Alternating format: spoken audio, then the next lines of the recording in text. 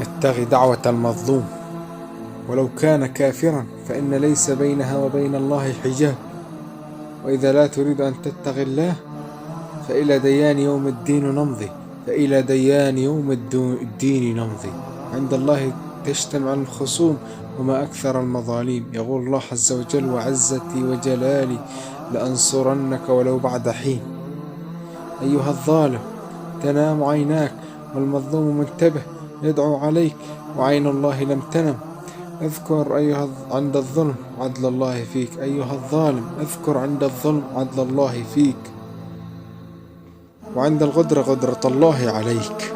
أيها المظلوم، يا من شلب مالك، يا من شرب حقك في أن تعيش حياة كالحياة، أعلم أن كنت مظلوم فإن الله لن يضيعك. فإن الله هذه امرأة عجوز كان لها كوخ بجوار قصر أمير، فنظر الأمير من شرفة قصر يوما فقال لجنوده: لمن هذا الكوخ؟ قالوا: هذه لامرأة عجوز لا مأوى لها. قال: اهدموا كوخها. فهدموه وكانت مسافرة. فلما عادت من السفر نظرت فوجدت أن كوخها قد أصبح رمادا